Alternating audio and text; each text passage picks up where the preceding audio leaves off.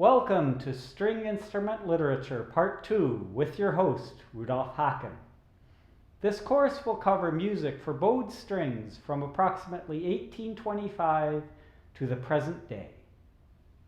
Built into the word literature is an implication of written or printed musical content, as opposed to music created and shared without the use of notation.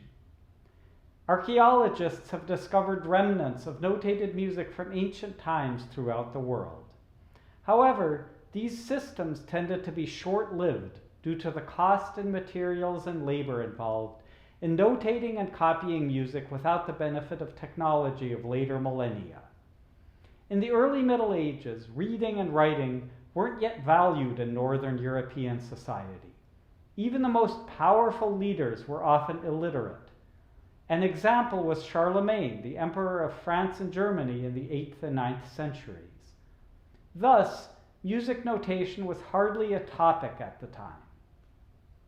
In the year 1020, the Italian monk Guido d'Arezzo developed not only the solfège system, but also a method of music notation that quickly spread throughout Europe.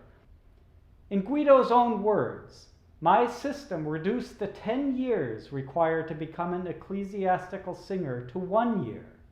For the first time, the composer's intentions are accurately recorded, and music can be learned from a parchment and played by succeeding generations." Guido's claim that this was the first music notation system in existence appears to have been an honest mistake. However, his was certainly the first system to survive and find widespread use. But in 1020, parchment and ink were still expensive, as was the labor for copying notated music by hand.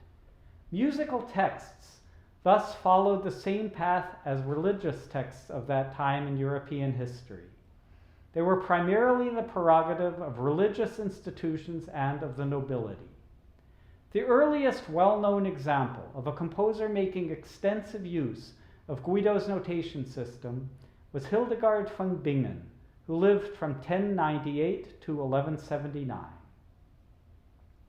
Johannes Gutenberg's printing press was invented in 1450 and was famously used by Martin Luther for the dissemination of religious, political, and musical texts. Even with Gutenberg's invention, the printing of music remained expensive for centuries to come.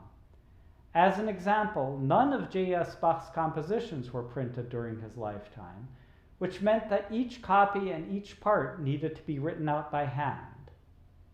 But composers of the late 18th century had enough access to ink and paper that they began notating music note for note, rather than leaving harmonic realizations up to the performer and allowing room for improvisation.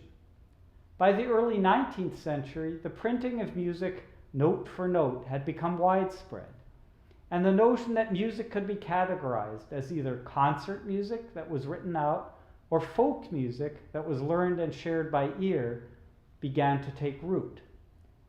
Writing music out note for note and printing thousands of copies had obvious advantages, already predicted 900 years earlier by Guido d'Arezzo.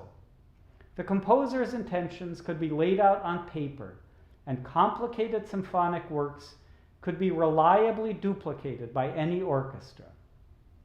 However, with this development came a rapid decline in the art of improvisation that had already begun in J.S. Bach's day. Improvisation became primarily the province of folk musicians who by necessity or choice didn't use printed music. The phenomenon of improvisation fascinated many composers of concert music, who often indicated quasi-improvisando even in written-out passages, and of course wrote numerous works based on improvised music of Roma, Celtic, and other origins. The most obvious issue performing from sheet music was the problem of page turning. Clara Wieck Schumann, one of the most famous pianists of the 19th century, realized that having someone stand by the piano and noisily turn pages was distracting to audiences, so she began playing from memory. Thus began a highly conflicted relationship to notated music. The music notation system that Guido d'Arezzo had intended merely as a practical solution to teaching music now became a status symbol for an educated musician, to the point where classical music is still referred to in Portuguese as música erudita, or educated music. However, memorization likewise became a status symbol.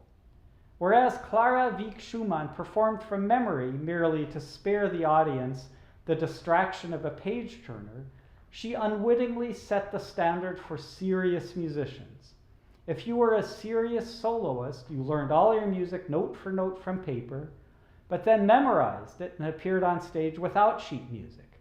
You couldn't just walk on stage and make something up on the spot, nor could you have the sheet music in front of you. You had to play it from memory, faithfully, note for note, as it had been notated. The situation for string players became even more complicated in the early 20th century, when bowings and fingerings began to appear in printed editions.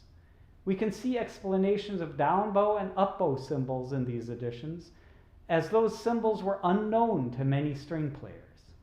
Gradually, this obligated string players to not only learn music note for note from a sheet and then perform it from memory, they also had to indicate and memorize specific bowings and fingerings.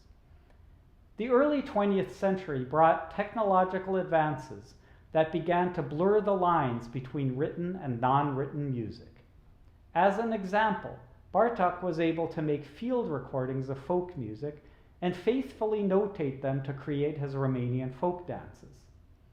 As recording technology progressed, improvised music could be committed to sound files, then studied by musicians who could then play these improvisations note for note, as we see with numerous jazz and rock improvisations that have now become standard repertoire. Technological developments in the late 20th and early 21st centuries further made the distinction between written and unwritten music less important. The ability of software to automatically play back notated music, or conversely, automatically notate recorded music, is now in widespread use. Recorded music is in many ways more accurate than written music, as nuances of interpretation and intonation are preserved to a degree that is impossible to notate. Furthermore, Clara Wieck Schumann's concerns about page turning have been entirely answered by the ability to read from tablets. The performer doesn't even need to operate the page turning pedal. This can be done by someone off stage reading from the score. Thus, the notion of music literature has now been entirely freed from its specific connection to written music. And with that, it has also lost all specific connection to any one musical culture. The terms repertoire and literature are often used interchangeably. One distinction is that repertoire not only refers to pieces of music, but also to playing techniques and styles.